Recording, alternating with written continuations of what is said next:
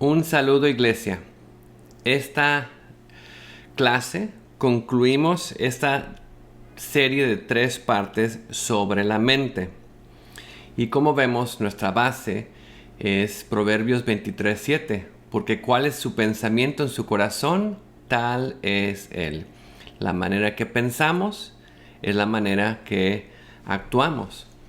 Y también estuvimos viendo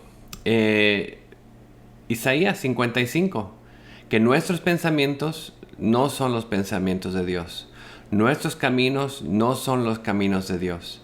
Y lo pone, más altos que los cielos son de la tierra, así son mis caminos más altos que vuestros caminos y mis pensamientos más que vuestros pensamientos. Y vemos algo muy importante, Dios nos manda su palabra, primeramente en su Hijo, la palabra, el Logos, para morir por nosotros, para dar su vida por nosotros, para que tengamos acceso a ser parte de la familia de Dios. Y luego su palabra nos manda ese manual de vida para que sepamos cómo debemos vivir. Y entonces, como dice, como desciende de los cielos la lluvia y la nieve y no vuelve allá, sino que riega la tierra y la hace germinar y producir y dar semilla al que siembra y pan al que come, así será mi palabra que sale de mi boca, no volverá a mí vacía, sino que hará lo que quiero y será prosperada en aquello para que la envíe. La palabra de Dios que viene a nuestra vida y dice, Dios va a cumplir lo que yo me he propuesto, y regresarnos a sus caminos, regresarnos a sus pensamientos. Y también vimos ese proceso de renovación, Lucas 9:23, es negarnos a nosotros mismos, tomar nuestra cruz cada día, es algo constante, algo que no es un día y ya, no, constantemente tenemos que tomar nuestra cruz, recordar lo que Él hizo por nosotros y seguirlo a Él. Y vemos en este proceso, hablamos de cómo ese proceso empieza reconociendo la necesidad de cambiar, arrepentirnos y practicarlo como vimos cada día. Y Romanos, rendirnos, 12:1, presentar nuestra vida como sacrificio vivo, santo, agradable a Dios. No conformarnos a este mundo, sino ser transformados por la renovación de nuestra mente. Y luego también, como dice Efesios 5:25 al 27, que dejemos que la palabra de Dios nos purifique, nos lave, nos limpie, para que Dios nos pueda presentar a Él puros y sin mancha. Entonces dejemos que la palabra de Dios actúe como que Jesús oró por nosotros en Juan 17:17. Santifícalos en tu verdad, tu palabra es verdad. Ahora en Filipenses 2, la semana pasada puse Filipenses 4, del 6 al 8, y me pasé, y no sé cómo lo hice, pero pasé en que viéramos esta parte tan importante de este proceso de renovación que encontramos en Filipenses 2, del 1 al 8. Entonces vayan conmigo rápidamente, vamos a tomar este tiempo para ver esta base. Ya lo hemos hablado, pero este pasaje es realmente lo que era un canto, una alabanza de la primera iglesia que ellos usaban para recordar lo que Jesús había hecho por ellos y para renovar su mente, para entender cómo debían pensar. Bueno, aquí en Filipenses 2, del 1 al 8, vemos aquí lo que Cristo hizo por nosotros y por ellos. Dice, por tanto, si hay algún estímulo en Cristo, si hay algún consuelo de amor, si hay alguna comunión del Espíritu, si hay algún afecto y compasión, haced completo mi gozo. ¿Okay? Entonces, si realmente Cristo ha hecho algo por nosotros, ¿qué hizo? Murió por nosotros en la cruz. Algún consuelo de amor, ya vimos el amor de Dios, lo vimos hace unas semanas. Alguna comunión del Espíritu es el que ha dado su Espíritu para que pensemos de la manera correcta, para que vivamos de la manera correcta. Algún efecto, una compasión, si hemos aprendido esas características de Cristo, entonces recuerden cuando decimos que amamos a alguien o seguimos a alguien, hay una acción que debe ir con ese amor. Entonces hagamos algo, hacer completo mi gozo, dice, siendo del mismo sentir, conservados en el mismo amor, unidos en espíritu, dedicados a un mismo propósito. Veamos cómo tener ese mismo propósito, esa misma manera de pensar, ese mismo camino a seguir. ¿Cómo andarán dos juntos? si no se ponen de acuerdo. Pongámonos de acuerdo, veamos nuestro camino, nuestro pensar como el de Dios. Dice, no haga nada por egoísmo o por vanagloria. ¿Qué es eso? Mi yo, mi camino, mis pensamientos, sino con actitud humilde cada uno de vosotros considera al otro como más importante que a sí mismo. Y eso fue la enseñanza de Jesús. ¿Qué pasó cuando los discípulos estaban peleándose unos con otros? ¿Quién es el mayor? ¿Quién es el mejor? Jesús dijo, el mayor es el siervo, el que sirve, el que se pone, como dice él, o el que busca los intereses de los demás, que ayuda a los demás. Entonces es la actitud, la enseñanza que Jesús nos daba. Y nos dice el versículo 5 muy importante, dice, haya pues en vosotros esta actitud. Y hay varias traducciones de actitud, sentimiento. Me gusta la versión en el lenguaje actual que dice, tengan la misma manera de pensar que tuvo Jesucristo. Piensen de la misma manera. Y es lo que hemos estado hablando. Pensemos de la misma manera que pensó Jesús. Hay esa misma actitud, ese mismo sentir, depende de su traducción, o esa misma manera de pensar que hubo también en Cristo Jesús. Tengamos la mente de Cristo. Pensemos los pensamientos de Dios, de Cristo, el camino de Dios. ¿Cómo fue? Y nos describe, ¿cómo fue ese pensamiento, esa mente de Cristo? Versículo 6. El cual, aunque existía en forma de Dios, no consideró el ser igual a Dios como cosa que aferrarse, sino que se despojó a sí mismo, tomando la forma de siervo, haciéndose semejante a los hombres.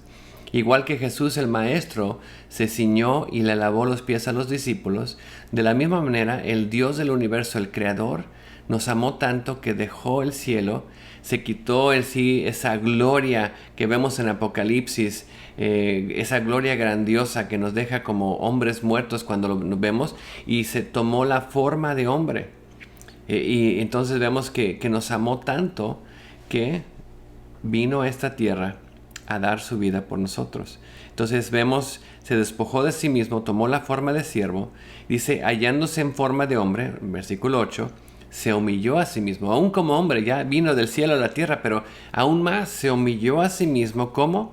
Haciéndose obediente hasta la muerte. Murió por nosotros, pero no solamente cualquier muerte, y muerte de cruz, la muerte para un criminal, la peor muerte posible. Entonces vemos esa actitud de Cristo, el proceso. Tengan la mente de Cristo, sigan su ejemplo. Y lo vemos aquí puesto de una manera muy clara, morir a nuestro yo, humillarnos, servir a los otros, dar nuestra vida por ellos. Y es lo que hemos estado recalcando una y otra vez en todas estas semanas. Sigamos el ejemplo de Cristo. Y como vemos en Colosenses, pongamos la mira en las cosas de arriba, pongamos los ojos en Dios. Veamos lo que Él quiere hacer y ese proceso que es cada día, cada día. Y esto es la pregunta, ¿cómo puedo tomar todo lo que hemos aprendido y ponerlo en práctica? ¿Cómo lo puedo hacer? Y ahí es donde vamos y para que entendamos cuáles son las armas poderosas de Dios. ¿Qué es lo que Dios nos ha dado para poner esto en práctica?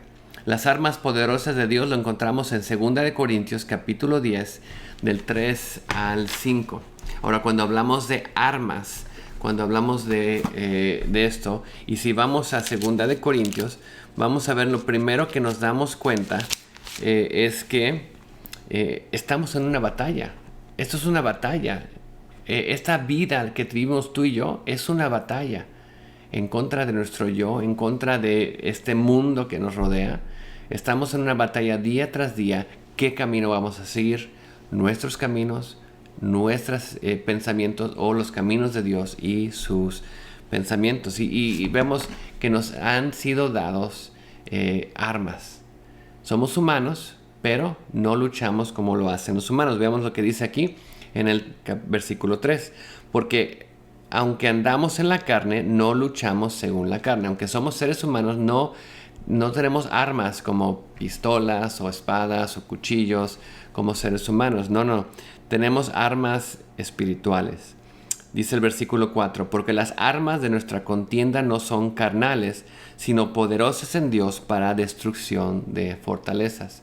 Usamos esas armas poderosas de Dios, no las del mundo, para derribar las fortalezas. ¿Y qué son esas fortalezas? ¿Qué son esos fuertes, vamos a poner, del enemigo?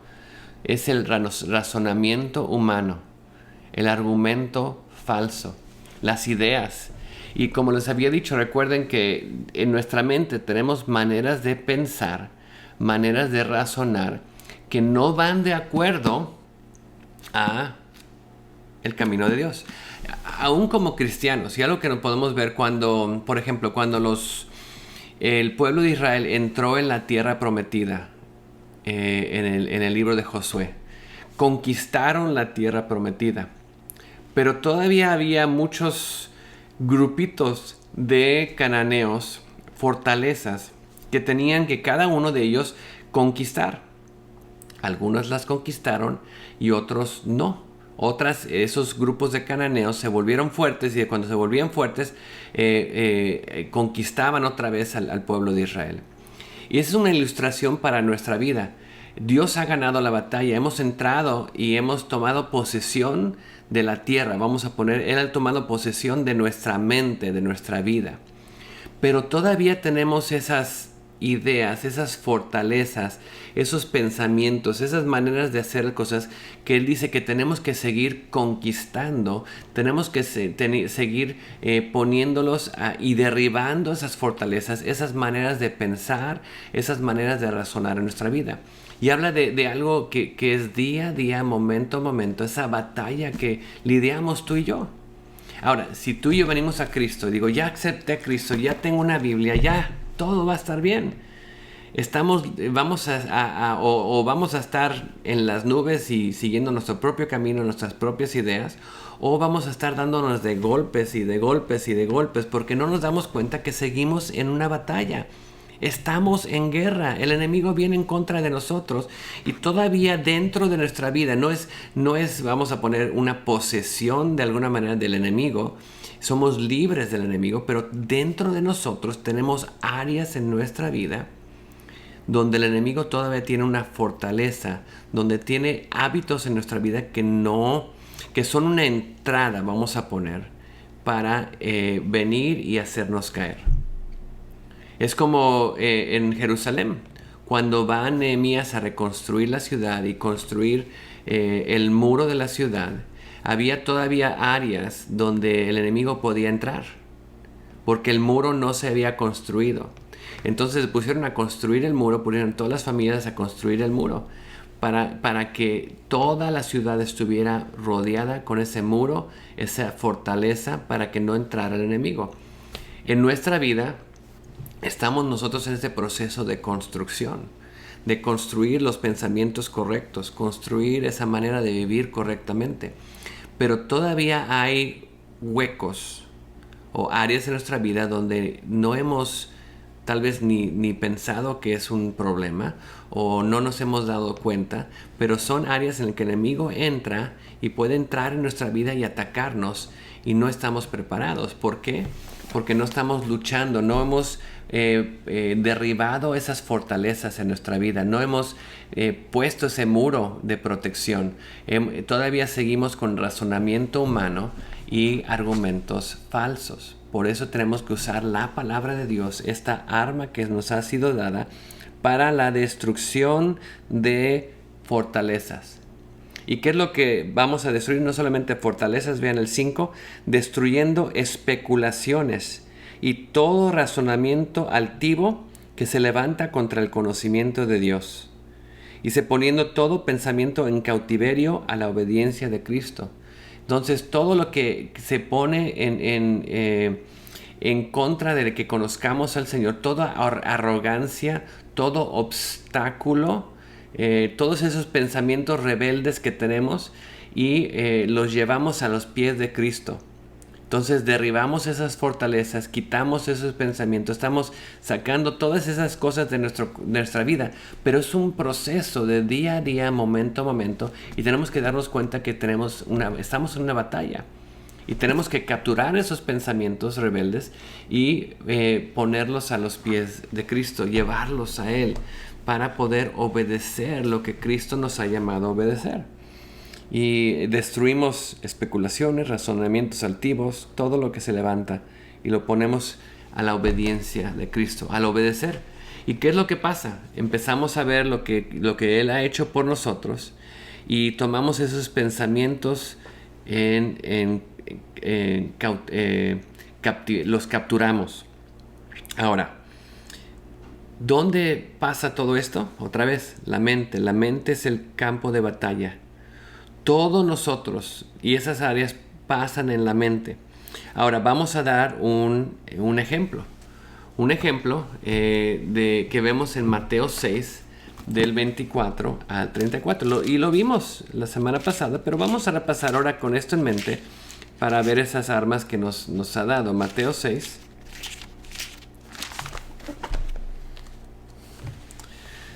Del 24 al 34. Dice, nadie puede servir a dos señores, porque aborrece a uno y amará al otro, o se apegará a uno y despreciará al otro. No podéis servir a Dios y las riquezas. Entonces, ¿cuál es nuestro enfoque? ¿Cuál es nuestro camino y nuestro pensamiento? ¿Y a quién estamos sirviendo? Entonces dice, por eso digo que no os preocupéis por vuestra vida. Por esta razón, porque servimos a Dios y no servimos al dinero o a las cosas. Por esa razón, dice, no se preocupen por su vida. ¿Qué comeréis o qué beberéis o por vuestro cuerpo qué vestiréis? ¿No es la vida más que alimento y el cuerpo más que ropa? Mirad las aves del cielo que no siembran ni ciegan ni recogen en graneros y sin embargo vuestro Padre Celestial las alimenta. ¿No sois vosotros de mucho más valor que ellas? ¿Y quién de vosotros, por ansioso que esté, puede añadir una hora al curso de su vida? Y por la ropa, ¿por qué os preocupáis? Observad cómo crecen los lirios del campo, no trabajan ni hilan. Pero os digo que ni Salomón en toda su gloria se vistió como uno de ellos.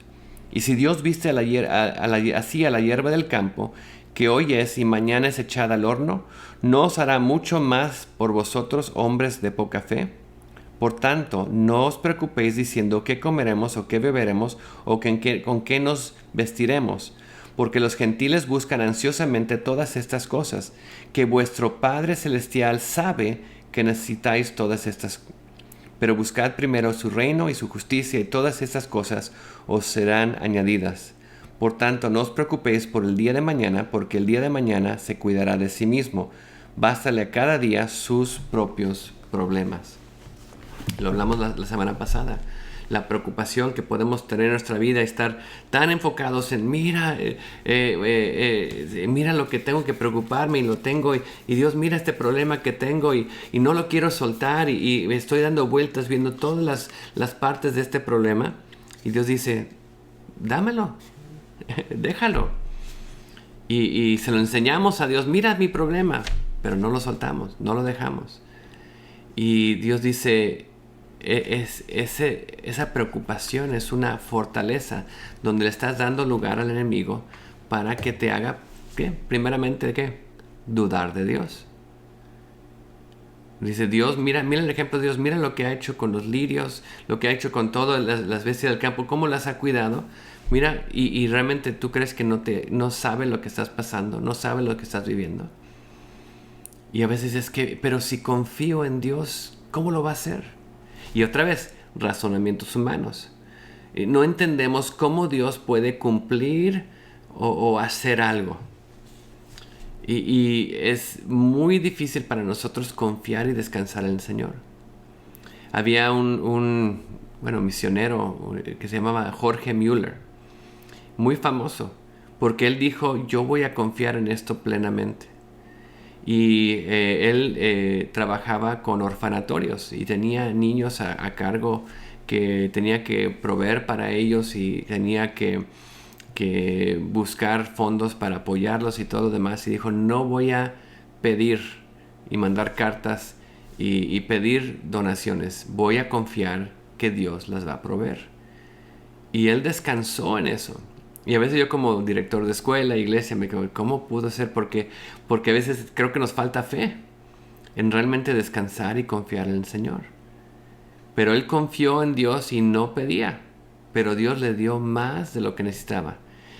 Y claro, muchas veces era justo en el momento, en el día. Por ejemplo, hay la historia muy famosa que dice, un día le dijeron, pues no hay que desayunar. ¿Qué vamos a hacer? Tenemos todos esos niños hambrientos. ¿Qué vamos a hacer? Dijo, vamos a orar. Y oró. Y de repente alguien tocó la puerta. Y abrió y estaba el lechero. Perdón, señor Müller, pero es que tenía la leche y vino y la carreta se le rompió la llanta. Y ahora esa leche, si alguien no se la toma, se va a poner mala. ¿Necesitan leche? Ah, sí, pase. Y trajeron la leche. Y de repente, unos minutos después, el panadero. Ay, señor, es que cocinamos demasiado pan y realmente tenemos esto que nos sobra y queremos saber si lo quiere. ¿Lo quiere? Ah, claro que sí. Y entra el pan.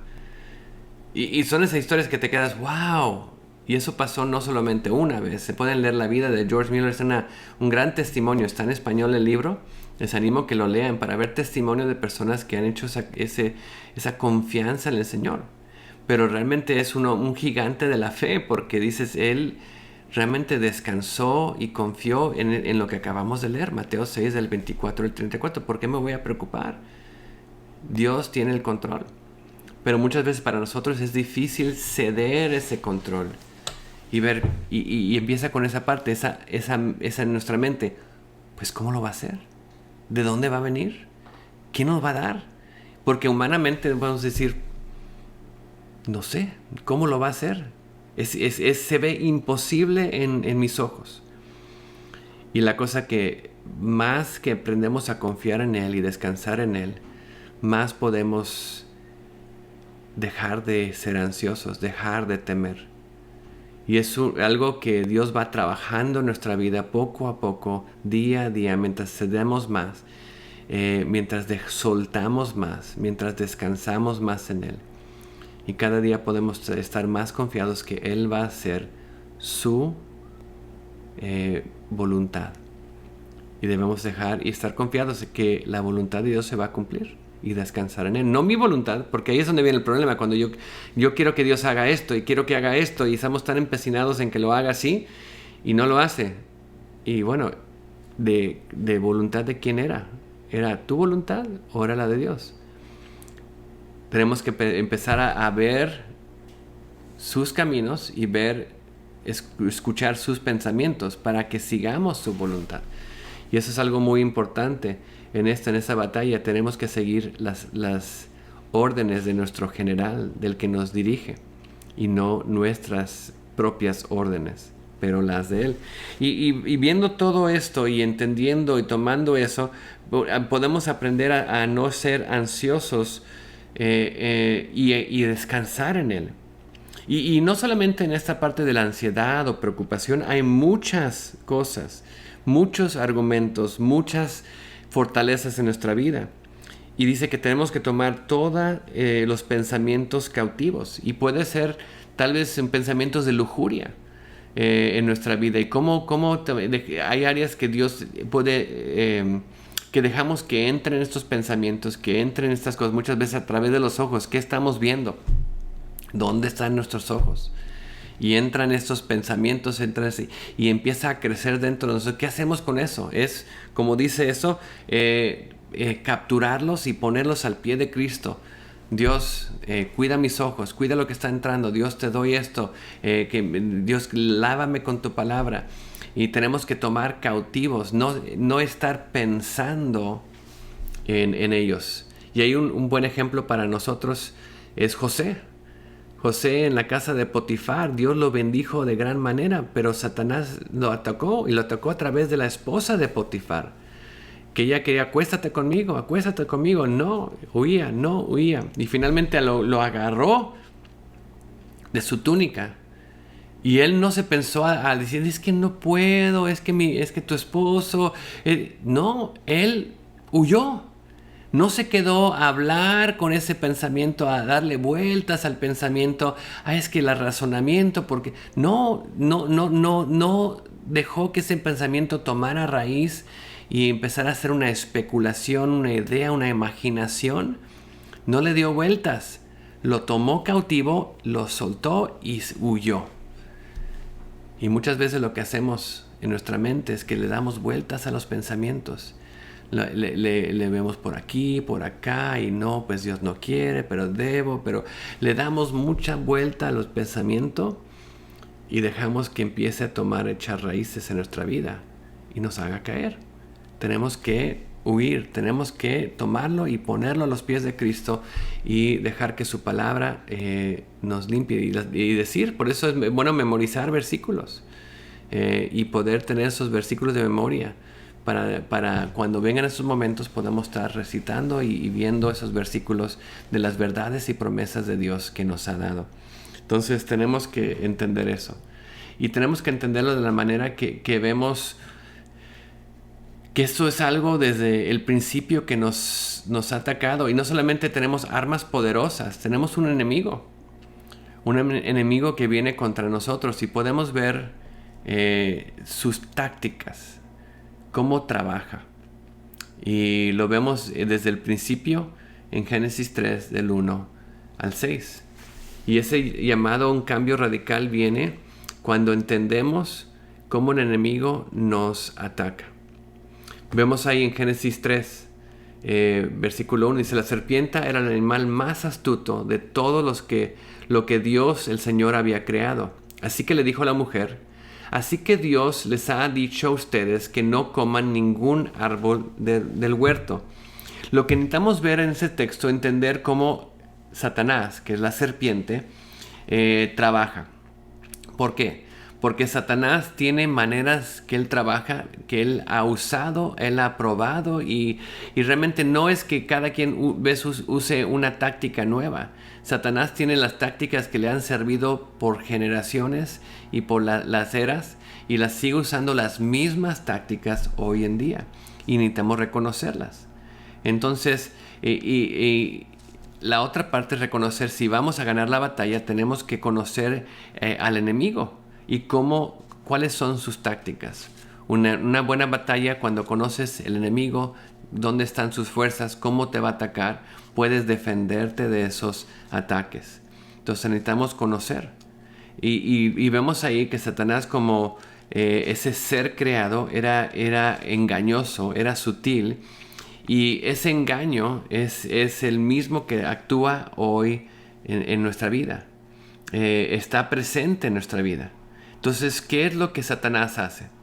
Lo primero que hace cuando habla con la mujer, cuando les dice que así que Dios les ha dicho a ustedes que no coman de ningún árbol del huerto, lo que está haciendo está causándole y trayendo duda a la mujer. ¿Realmente dijo Dios eso? ¿Estás segura?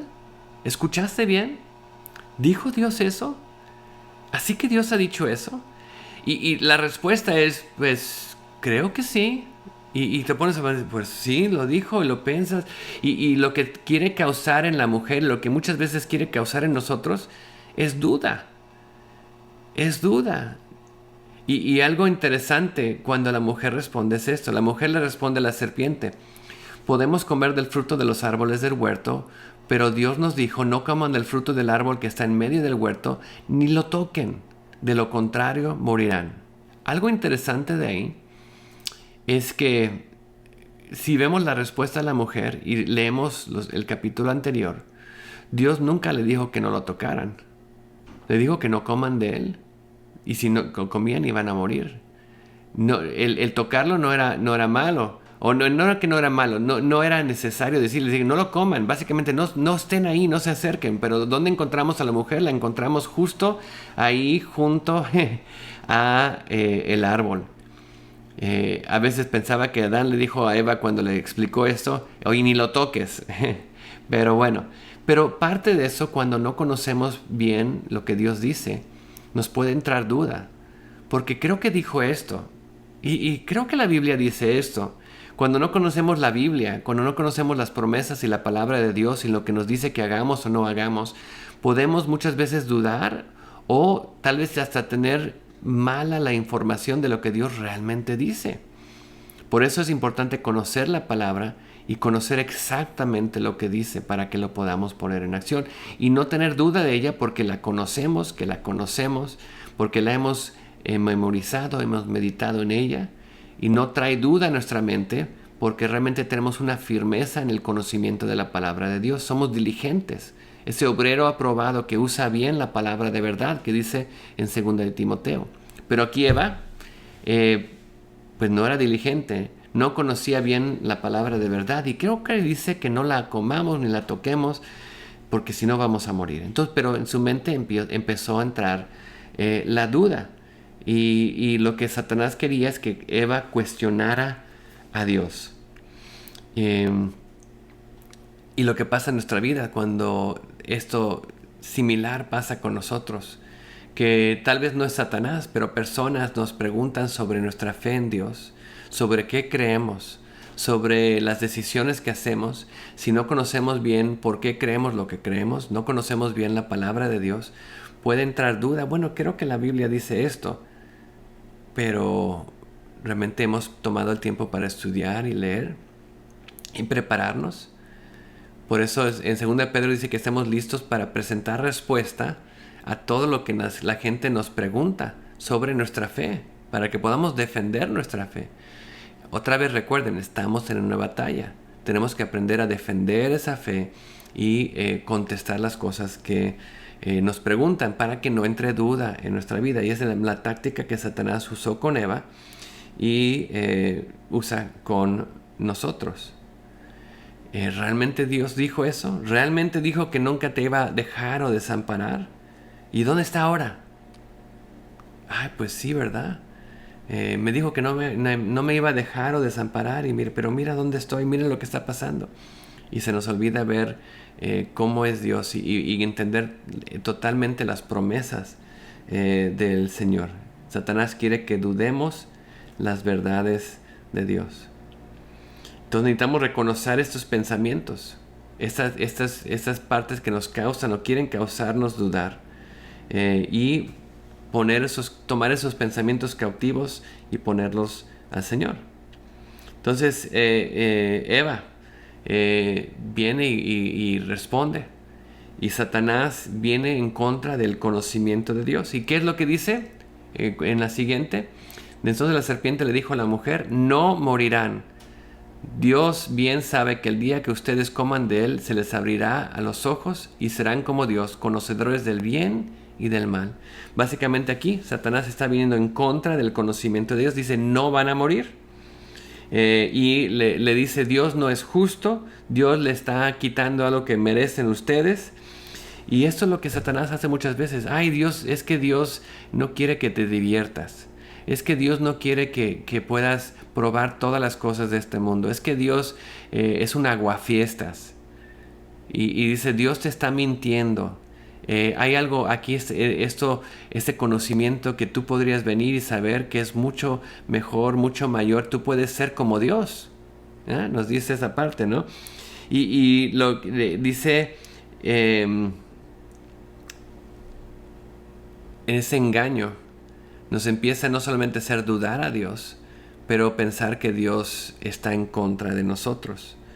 Y tenemos que tomar estos pensamientos cautivos, estas imaginaciones, recuerdan, esos argumentos, y tener esa defensa en contra de los ataques, quitar esa fortaleza, pero también cuidar ese muro para que Satanás no pueda entrar.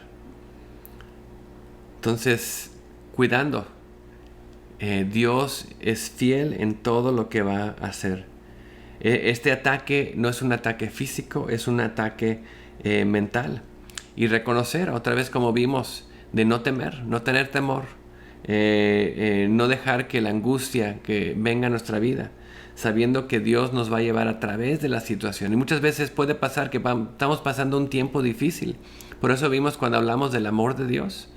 Es importante entender y arraigarnos y agarrarnos del amor de Dios, sabiendo cuando pasemos tormentas, cuando pasemos tiempos difíciles, Satanás no puede decir: Dios, ¿dónde está Dios? No dijo que te iba a cuidar, no dijo que iba a estar contigo, y mira dónde estás. Pero reconocemos que Dios está con nosotros aún en la tormenta. Dios está con nosotros aún a través de la situación, y lo que está haciendo está formando a Cristo en nosotros. Está formando carácter, está formando nuestra vida, está ayudándonos a crecer en ese compromiso con Él. Dios no nos prometió que todo iba a ir como ese jardín de rosas, o todo iba a ir bien.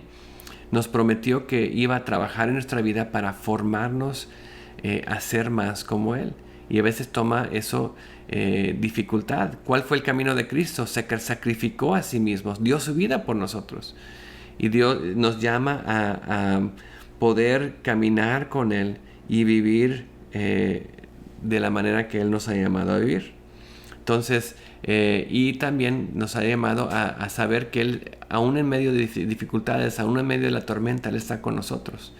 Y a veces nos quita de la tormenta, pero a veces nos lleva a través de ella para que aprendamos a confiar en Él. ¿Qué hace la mujer? La mujer vio. Después que empezó a dudar, después que entró estas ideas, esas imaginaciones de que ella podía ser como Dios, de que Dios le estaba mintiendo, entró todo eso en su mente, le dio vueltas, y la mujer vio, dice, que el árbol era bueno para comer, apetecible a los ojos, codiciable para alcanzar la sabiduría. Tomó entonces su fruto, lo comió, y le dio a su marido que estaba con ella, y él también comió. Y luego vino pues la caída de la humanidad. Y algo interesante que vemos cuando vemos esa parte de lo que ella lo vio, que era apreciable a los ojos, bueno, era bueno para comer, apreciable a los ojos y codiciable para alcanzar sabiduría, es algo muy similar a lo que encontramos en Primera de Juan. Vayan conmigo a Primera de Juan, capítulo 2, para que tengamos un poco más de información de cuál es esta táctica que Satanás usó y cuál es la que sigue usando en el mundo hoy en día. Primera de Juan 2:15 dice: no améis al mundo, ni las cosas que están en el mundo. Si alguno ama al mundo, el amor del Padre no está en él. Porque todo lo que hay en el mundo, la pasión de la carne o los deseos de la carne, ¿qué fue qué? Que ella vio que era bueno para comer. Luego dice que la pasión de los ojos era deseoso para los ojos, o como vemos ahí, era apetecible a los ojos. Y la arrogancia de la vida no proviene del Padre sino del mundo. La arrogancia de la vida es lo que vemos ahí, era codiciable para alcanzar sabiduría, o la vanagloria de la vida. Entonces esa arrogancia de la vida, dice, no es del Padre sino del mundo. Y dice: el mundo pasa y también sus pasiones, pero el que hace la voluntad de Dios permanece para siempre. Y la pregunta es esta: ¿a quién estamos siguiendo? ¿Qué camino estamos tomando? ¿Cuál es nuestro destino de final? ¿La muerte? ¿El camino angosto? ¿El camino que va en todo el mundo? ¿O el destino final es el cielo? El camino que es estrecho, el camino que no es fácil, pero el camino que lleva a la vida. Tenemos que entender esto, y cuando entendemos que estamos en una batalla, que el enemigo tiene fortalezas, o que el enemigo entra donde esos huecos en nuestra protección, donde no hemos formado esas defensas en contra de él, no tenemos esa palabra en contra de él, puede entrar y puede atacarnos. Por eso tenemos que hacer como dice Proverbios capítulo 4, versículo 23. Dice: con toda diligencia guarda tu corazón, porque de él brotan los manantiales de la vida. Del corazón es esa fuente de vida. Guardemos el corazón, tengamos esa protección, estemos creciendo nuestro conocimiento de la palabra para fortalecer el muro, la protección que tenemos en contra de los ataques del enemigo. Pero guardemos el corazón. Estamos en una batalla, necesitamos ver esa batalla y reconocer las tácticas del enemigo. Tenemos armas, pero también reconocemos tácticas y vemos cómo Satanás trabaja y cómo nos ataca. Y al hacer eso podemos empezar a transformar y renovar nuestro conocimiento, nuestro pensamiento, tomando cautivos los pensamientos, quitando las fortalezas del enemigo y fortaleciendo nuestra mente en el conocimiento de la palabra de Dios. ¿Por qué necesitamos este cambio radical en nuestra manera de pensar y razonar? Bueno, primeramente tenemos que entender: si plantamos un pensamiento, vamos a cosechar una acción. Si plantamos una acción, vamos a cosechar un hábito. Si plantamos un hábito, cosechamos un carácter. Si plantamos un carácter, cosechamos un destino. Por eso lo que pensamos es lo que somos. ¿Vamos a pensar en nuestros caminos y nuestros pensamientos? ¿El destino? La muerte. ¿O vamos a pensar en el camino de Dios y los pensamientos de Dios? El destino, el cielo, y estar con Él por la eternidad. ¿Cómo cambiamos nuestra manera de pensar? Tenemos que reconocer las maneras que Satanás opera, cómo trabaja. A veces lo pensé es como Facebook. Si tú entras a Facebook y empiezas a ver o hacerle clic a cosas que ves, de repente encuentras, te llega mucha información. Por ejemplo, yo entré una vez y había uno de que decía cómo hacer ejercicio para hombres después de los 50 años. Ahí estoy yo, hombre después de 50 años. Entonces, ¿qué será? Y le hice clic. Y era un video de cómo pues tenías que hacer, y él te podía vender por un buen precio un plan para ejercicio para hombres después de 50 años para que tuvieras músculos como este hombre que estaba todo lleno de músculos. Y era muy interesante y me salí por las siguientes semanas. Y hasta hoy en día me siguen llegando todas estas cosas de ejercicio para hombres de diferentes vendedores, de hombres después de 50 años, cómo hacer ejercicio y realmente cómo fortalecerte. Dije, ay. Y vemos, cuando le damos entrada, Él va a seguir llegando y entrando por esa manera. Él reconoce nuestras debilidades.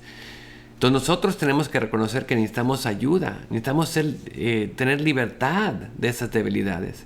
Y tenemos que reemplazar esos pensamientos con la palabra de Dios.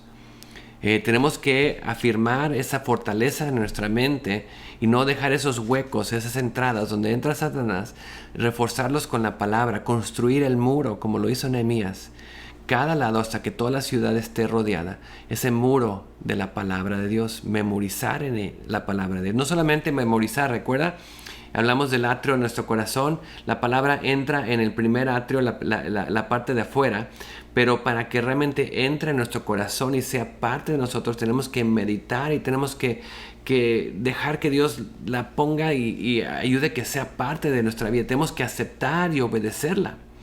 Entonces no solamente saberla y memorizarla y poder nada más decirla rápidamente, no, pero es dejar que entre a lo más íntimo de nuestro ser, que entre en nuestra vida, empiece a hacer esa transformación desde adentro hacia afuera. ¿Y cómo se ve? Hemos estado hablando de nuestros pensamientos y nuestros caminos, los caminos de Dios y sus pensamientos en Isaías 55. Hablamos cómo Dios mandó su palabra para hacer el trabajo dentro de nosotros. Y ese mismo pasaje en Isaías 55, hay una parte al final que a veces no leemos, a veces no conectamos con esto, pero es una verdad muy importante. Después que vemos mis pensamientos y mis caminos y los pensamientos de Dios y sus caminos y su palabra que viene y hace lo que Él hace, dice el versículo 12, ustedes saldrán con alegría y volverán en paz, los montes y las colinas cantarán al paso de ustedes y todos los árboles del campo aplaudirán. Y vemos que la misma creación está gozándose por el cambio, porque Dios está mandando su palabra. Vemos en Romanos 8, dice que habla de la libertad del cautiverio de la caída. Y luego dice el versículo 13 algo muy importante. Dice, en lugar de zarzas crecerán cipreses, en lugar de ortigas crecerán arrayanes. Esto dará lustre al nombre del Señor. Eso será al Señor por nombre. Será una señal eterna que durará para siempre. ¿Qué va a ser una señal eterna? Esa transformación interna. Y lo que tenemos que ver es que una zarza y una ortiga son plantas de espinas. La ortiga es una planta venenosa. Además de espinas, es venenosa. Tiene fruto venenoso. Entonces esa planta en su naturaleza, en lo que ellos son adentro, si tú les pones agua, van a crecer a ser una zarza más grande, una ortiga más grande, con más espinas y con más veneno. Entonces la transformación que Dios dice no es una transformación de crecimiento de lo que eras a algo más grande de lo que eras, ¿no? Cuando Él dice que su palabra viene como esa agua, como esa nieve y empieza a hacer ese trabajo, habla de que su palabra empieza a hacer una transformación en la naturaleza de quién somos, cómo actuamos, nuestro corazón, nuestra mente, el núcleo de nuestro ser. Y la naturaleza antigua, el viejo hombre que era lleno de espinas y venenoso, Dios empieza a hacer su obra a través de su palabra, esa agua de vida. Empieza a hacer su obra de nosotros y lo que hace empieza a cambiar nuestro carácter desde adentro hacia afuera. Y empezamos a cambiar. Ya no somos de espinas, ahora somos un ciprés, un árbol verde que está verde todo el año y apunta hacia el cielo. Ya no somos una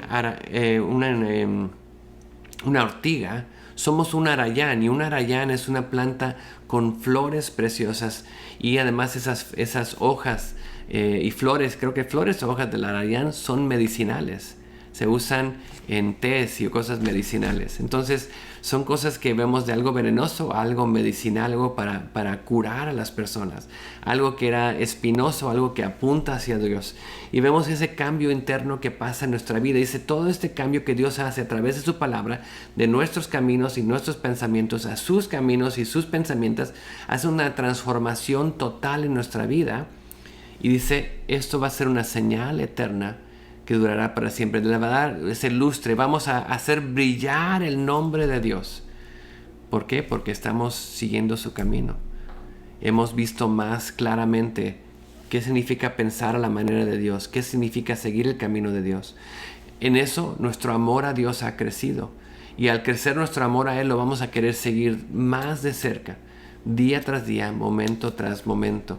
Esa transformación que Dios hace en nuestra vida. Dios quiere transformar el centro en nuestro ser, la esencia de quién somos, de adentro hacia afuera. Y es lo que Dios quiere hacer en nuestra manera de pensar, nuestra mente, nuestro ser. Quiere transformarnos totalmente. Ahora, ¿cómo aplicamos esto prácticamente en nuestra vida? ¿Cómo lo hacemos? ¿Cómo lo vemos? Bueno, primeramente, viendo lo que vimos en Filipenses 4, del 6 al 8, dejamos que esa paz de Dios entre en nuestra vida, esa paz que sobrepasa, que es más que de lo que entendemos, y eso va a guardar, esa paz de Dios va a guardar nuestros corazones y pensamientos en Cristo Jesús. Entonces dejamos que esa paz, descansando en Él, aprendiendo a descansar en Dios, a confiar en Él, al que sus promesas son verdad. Estamos cuidándonos del ataque del enemigo y estamos descansando en Dios, dejando que sus pensamientos sean nuestros pensamientos, sus caminos sean nuestros caminos, y al descansar en Él, esa paz de Dios entra en nuestra vida. Y vemos al final, esa paz de Dios no solamente entra en nuestra vida, lo que hace es empieza a ser una nueva manera de pensar. ¿Y cuál es esa nueva manera de pensar? Lo vemos en Filipenses 4:8. Dice, por lo demás, hermanos, todo lo que es verdadero, todo lo que es digno, todo lo que es justo, todo lo que es puro, todo lo amable, todo lo honrable, si hay alguna virtud o algo que merece elogio, en esto meditad. Entonces las cosas verdaderas, las cosas dignas, justas, puras, amables, honorables, virtudes, algo que es elogio, apunta hacia Dios, pensemos en estas cosas. ¿Ves? Nuestra mente está transformada y cambiada. Y ese es el propósito. Una manera de pensar y ver esto lo encontramos en Hebreos 11. Aquí ya para cerrar, aquí al final. En Hebreos 11 es un capítulo precioso porque nos habla de los héroes de la fe y nos da el ejemplo de sus vidas. Pero aquí queremos ver el ejemplo de Abraham y el ejemplo de otros. Y vemos cuál era su enfoque. Y vamos a ver 3 ciudades que afectan nuestra vida. En Hebreos 11 empezamos en el versículo 8. Cuando nos habla de Abraham, dice, por la fe, Abraham al ser llamado obedeció saliendo para un lugar que había de recibir como herencia. Y salió sin saber a dónde iba. Por la fe habitó como extranjero en la tierra de la promesa, como en tierra extraña, viviendo en tiendas como Isaac y Jacob, coherederos de la misma promesa. ¿Por qué? Porque esperaba la ciudad que tiene cimientos, cuyo arquitecto y constructor es Dios. Entonces, la ciudad construida por el Señor. Vamos un poco más adelante al versículo 13. Dice, Todos estos murieron en fe, sin haber recibido las promesas, pero habiéndolas visto y aceptado con gusto desde lejos, confesando que eran extranjeros y peregrinos sobre la tierra. Dice, porque los que dicen tales cosas claramente dan a entender que buscan una patria propia. Y si en verdad hubieran estado pensando en aquella patria de donde salieron, habrían tenido oportunidad de volver. Pero en realidad anhelaban una patria mejor, es decir, celestial, por la cual Dios no se avergüenza de ser llamado Dios de ellos, pues les ha preparado una ciudad. Y aquí tenemos que entender algo muy importante cuando vemos esta parte de la ciudad. Aquí vimos unas palabras, extranjero, peregrino, y podemos pensar otro tipo de palabras, fugitivo, vagabundo. Un fugitivo está huyendo de su casa. Entonces no somos fugitivos. Un vagabundo no tiene casa. Y sí tenemos casa. Pero un extraño y un peregrino, como nos dice aquí, es alguien que está lejos de casa, pero va rumbo a casa. Y la pregunta es, ¿cuál nos describe a nosotros? ¿Cómo está nuestra vida, nuestra mente? ¿Cómo seguimos al Señor? ¿Cómo entendemos nuestro destino final? ¿Es este mundo nuestra casa, nuestro hogar? ¿Hemos puesto los ojos en las cosas de este mundo? ¿Nuestros pensamientos en las cosas de este mundo? ¿Nuestro camino en este mundo? ¿O reconocemos que somos peregrinos y extranjeros, que vamos de paso hacia la ciudad celestial? Tenemos que entender esto. Las tres ciudades. La primera de las tres la encontramos en Abraham. Abraham salió de Ur, y esa es la primera ciudad. Es nuestra vieja vida, y esa vieja vida nos quiere de regreso.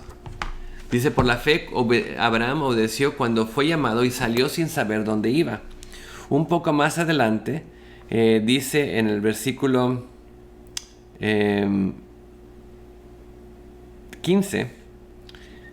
14 dice, porque los que dicen tales cosas claramente dan a entender que buscan una patria propia. Si en verdad hubieran estado pensando en aquella patria de donde salieron, habrían tenido oportunidad de volver. Entonces, el lugar de donde salieron, el lugar donde salió Abraham. Abraham salió y fue a donde Dios lo dirigió. Estas otras personas, dice, si hubieran querido, hubieran podido regresar a su patria. Y todos nosotros tenemos una patria antigua. Nuestro viejo camino, nuestros viejos pensamientos, nuestra vieja vida. Y ese viejo camino, esa vieja vida nos quiere de regreso. Ese viejo hombre quiere que sigamos en la manera que éramos antes. Todos nosotros tenemos un camino antiguo, un camino que conocemos muy bien, pero ya no queremos salir ahí porque Dios nos ha llamado a ser santos, apartados para Él, a seguir sus caminos y sus pensamientos. Entonces esa es parte de la batalla. No regresar a esa vieja vida, ese viejo camino. Ahora también tenemos el mundo que nos rodea. Cuando Abraham estaba en la tierra prometida, estaba muy cerca de Sodoma. Lot se fue para Sodoma. Y esa es la segunda ciudad. El mundo de tentación que nos rodea cada día. Dice, por la fe habitó en la tierra prometida como un extraño en tierra extraña. Él siguió ahí habitando. Pero lo que vemos en la vida de Lot, escogió la tierra que se veía en sus ojos como la mejor, donde había mucha más prosperidad. Y vemos si se fue a los campos. Pero ¿qué pasa con Lot? Primero estaba en los campos, en las afueras. Pero luego, ¿dónde encontramos a Lot un poco más adelante? En la puerta de la ciudad de Sodoma. Lot se fue acercando más y más y más, poquito a poquito, acercándose a esta tentación que lo rodeaba, hasta que se encontró no solamente en la puerta, pero los que estaban en la puerta, los ancianos de la ciudad, tenían así un lugar de poder o autoridad en esa ciudad. Entonces, como parte de esa ciudad. Y muchas veces vemos nuestra Sodoma, es esa tentación en el mundo que nos rodea. Tengamos cuidado de no acercarnos a ese camino, porque sutilmente, poco a poco nos va a llamar otra vez a pensar de esa manera. Tal vez esos son esos huecos en el muro de nuestra protección que tenemos, esas áreas que no hemos trabajado la palabra de Dios, que Satanás entra, y esos pensamientos, y si les empezamos a dar vueltas, podemos caer. Esas fortalezas en nuestra mente y nuestro pensamiento. Tengamos cuidado de Sodoma. Y reconozcamos que todos tenemos el cielo, esa tercera ciudad, nuestro hogar y nuestro destino final. Abraham esperaba llegar a la ciudad que tiene fundamentos, cuyo arquitecto y constructor es Dios. Dios preparó esa ciudad y ese lugar para él. Y él tenía la confianza de llegar ahí. Y dice, Dios nos ha preparado a nosotros una ciudad, un lugar. Sigamos ese camino y esos pensamientos que Dios tiene para nosotros. Hay una historia de un misionero que había pasado 40 años en África sirviendo al Señor.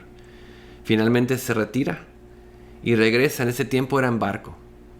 Y en el mismo barco estaba el presidente Roosevelt. Y al llegar el presidente ahí a Nueva York, había una banda, había muchísima gente viniendo, banderas, globos, todo lo para recibir al presidente. Y el hombre, después de bajarse, ya que se fue toda la multitud, no había nadie. Y nadie lo esperaba. Llegaron a su hotel porque iban a otra ciudad. Y en el hotel la esposa vio a este misionero un poco deprimido, un poco preocupado, ansioso. Y dijo, ¿qué pasa? ¿Qué te pasa? Dice, 40 años estuvimos allá, trabajando para el Señor. Y llegamos aquí y nadie sabe, nadie nos espera. Llegamos a casa y nadie nos está esperando. La esposa muy sabiamente se volteó y le dijo, esposo, amado, es que no hemos llegado a casa todavía. Todavía estamos en ese camino. Un día llegaremos a casa y cuando lleguemos a casa, Jesús mismo te estará esperando y te dirá, bien hecho, mi siervo fiel. Entra en lo que he preparado para ti. Pero no hemos llegado a casa. Tú y yo tenemos que tener esa misma actitud, esa misma idea en nuestra mente. Tenemos que poner nuestra mente, fijar nuestra mente en las cosas de arriba. Fijar nuestra mente en Dios. Sus pensamientos, sus caminos. Tenemos muchos ejemplos en la Biblia. Por eso la Biblia nos da estos ejemplos de personas que no tomaron sus pensamientos cautivos. Tenemos David y Betsabé. Dejó que sus ojos dieran vueltas, vio a Betsabé y le dio vueltas el pensamiento, y ese pensamiento lo llevó a llamar a Betsabé, lo llevó a un acto, y ese acto lo llevó a otro acto y otro acto, hasta que mandó a matar a Urías, el esposo de Betsabé. Tengamos cuidado de nuestros pensamientos y hasta dónde nos pueden llevar. Sansón era Sansón. Sansón. Su vida era seguir sus pasiones. Y vemos, y yo creo que Dios lo usó como ese juez para enseñar cómo estaba el corazón del pueblo. Representaba, básicamente muchas veces le daba el líder que ellos merecían. Y ese Sansón, el líder que ellos merecían.